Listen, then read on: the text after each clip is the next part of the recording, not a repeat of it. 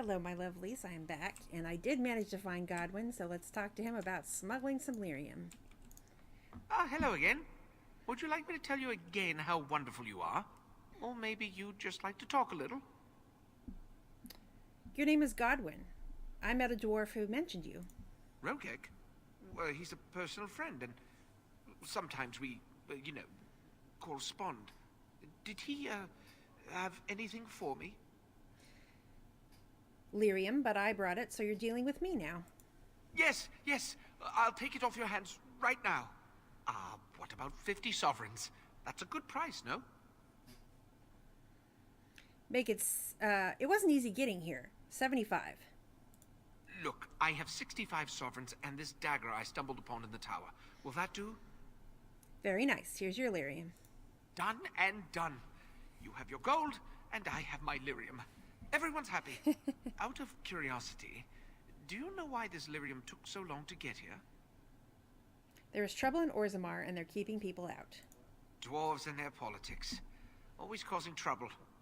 How is the situation now? I think the unrest will continue for some time. Ah, I see. Well, I just wanted to know if I should expect another late delivery. You'd have to ask Rogek. I suppose you don't have much invested in our little operation. No matter. I've got this shipment. No point worrying about the next. Goodbye, then.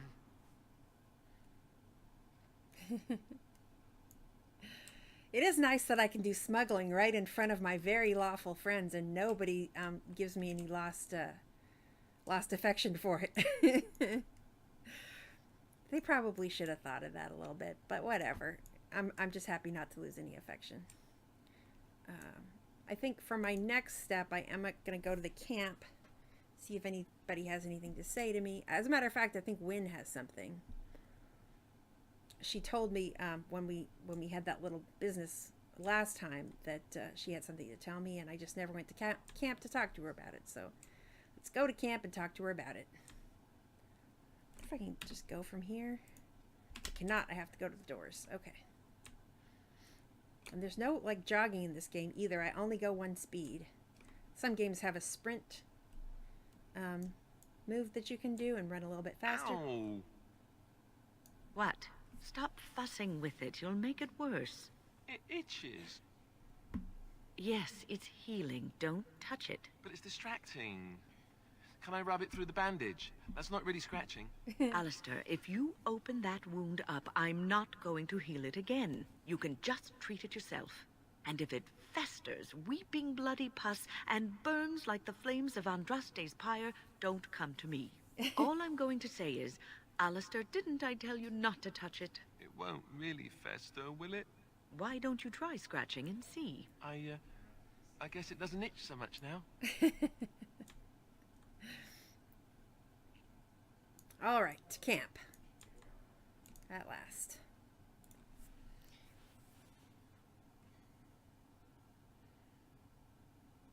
I think I owe you an explanation for what happened earlier.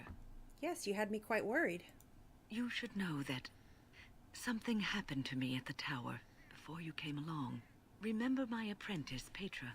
She encountered a demon in the tower. It would have killed her had I not intervened. I saved her life that day, but I did not survive that encounter with the demon. But you're standing right there. Let me explain fully. I engaged a very powerful demon to rescue Petra.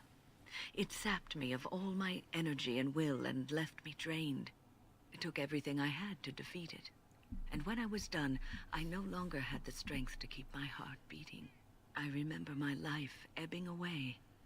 Everything receded from me. Sound, light. I remember being enveloped in complete, impenetrable darkness.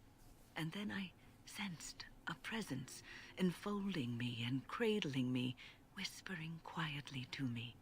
The sensation is impossible to describe.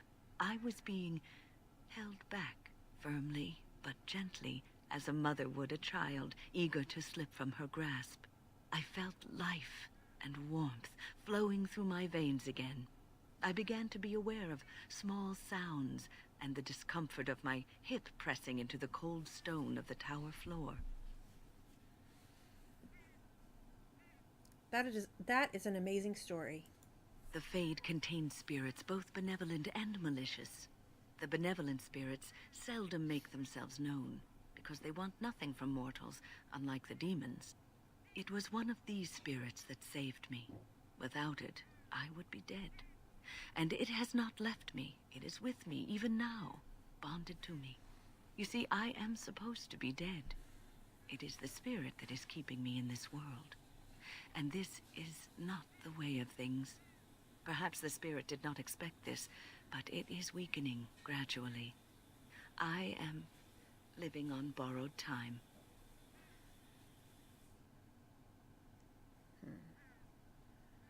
Then we will make the best of that time. Yes, that we will. Okay. It is well and truly time for me to... actually, let me give out some gifts first.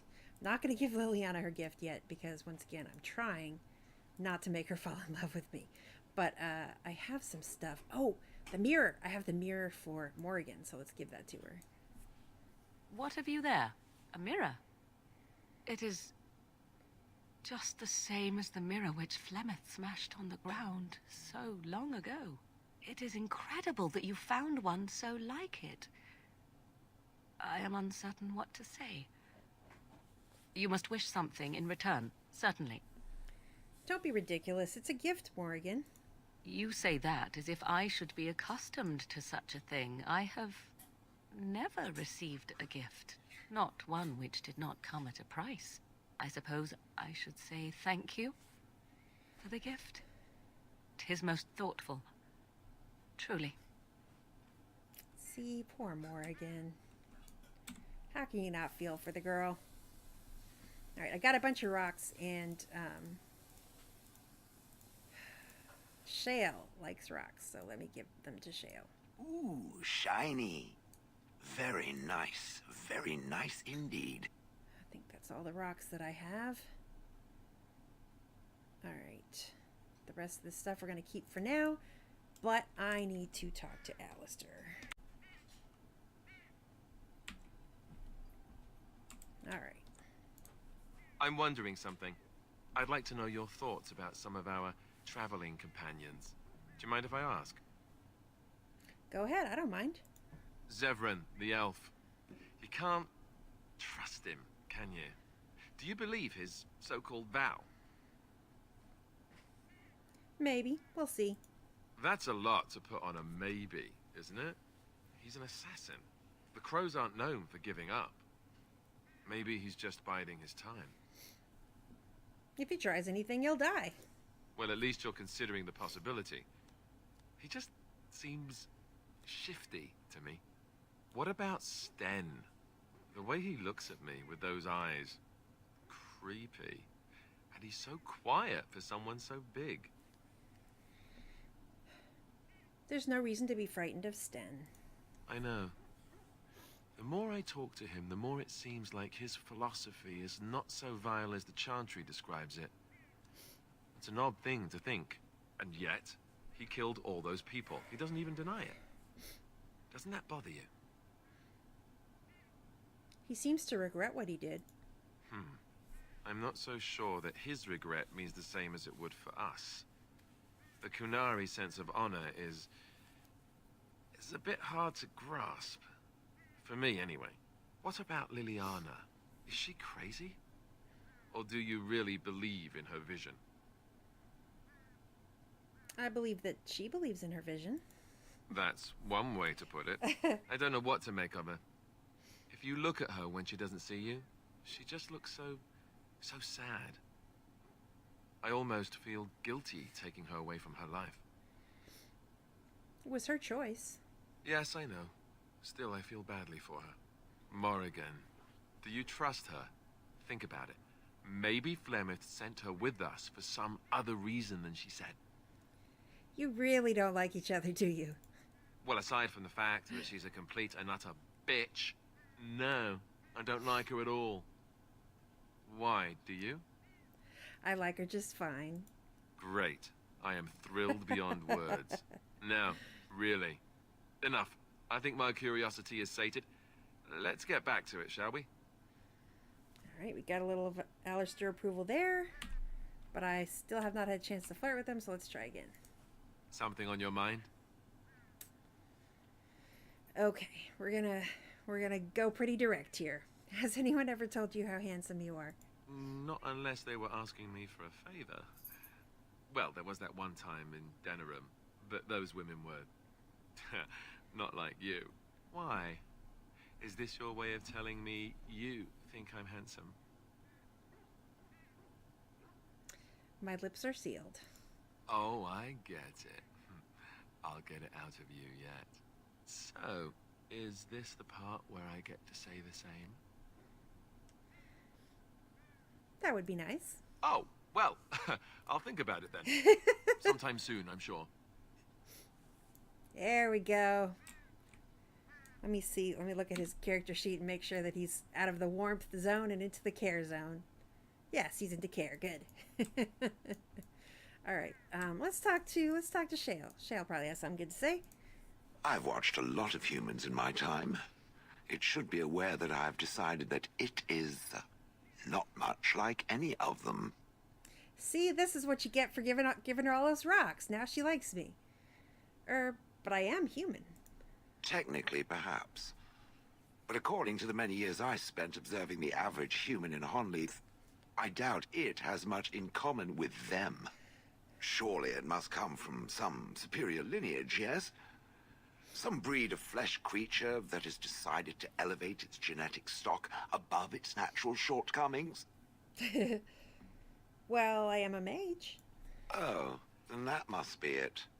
I knew there had to be some reason, it being a human and all. I would appreciate if it didn't spread around that I said anything. Humans might start to get the wrong idea. They might start thinking their race is not completely hopeless. And we wouldn't want that. Indeed. Can it imagine the horror? Oh. Now, let us crush something into a fine paste before it starts to think I've gone all soft. Perish the thought. All right, we haven't talked to Zevran yet, I don't think. Or have we? I can't remember, but we'll talk to him now. Here I am. Care to answer some questions? Oh, this should be good. Go ahead. Tell me a little about Antiva. Oh, you wish to know about Antiva, do you? The only way to truly appreciate it would be to go there. It is a warm place, not cold and harsh like this Ferelden. In Antiva it rains often, but the flowers are always in bloom. Or so the saying goes. Don't you want to go back? It's not really a matter of wanting to go back. I cannot go. At least not yet. I hail from the glorious Antiva city, home to the royal palace. It is a glittering gem amidst the sand, my Antiva city. Do you come from someplace comparable? Of course. My mother was better than any gem. You have me there, indeed. I, for one, can make no such claim, as I never laid eyes on the woman. You know what is most odd? We speak of my homeland, and for all its wine and its dark-haired beauties and the lilo flutes of the minstrels, I miss the leather the most. Now that is odd. I mean the smell. For years, I lived in a tiny apartment near Antiva City's leather-making district, in a building where the crows stored their youngest recruits, packed in like crates.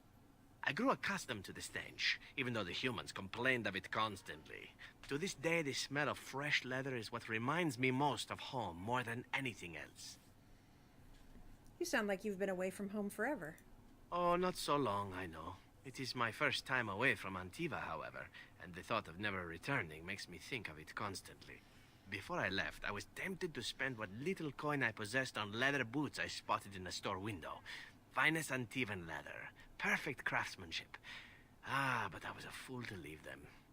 I thought, Zevran, you can buy them when you return as a reward for a job well done. More the fool I, no? Your home is still there, Zevran. True, and it's a comforting thought. One simply never knows what is to come next. How could I have suspected I would end up defeated by a beautiful Grey Warden, a woman who then spares my life? I could not. I'm not interested in you, Zevran. Now you're flattering me. I say you are beautiful because it is true. Should I not? You should not. As you wish. I apologize. Now, if it is all the same to you, I would prefer not to speak more of Antiva. It makes me wistful and hungry for a proper meal. And Zevran approves. I thought he was going to disapprove because I told him not to flirt with me. All right, well, we're at 15 minutes, so I'm going to go ahead and stop this video here, and we'll see you next time. Bye-bye.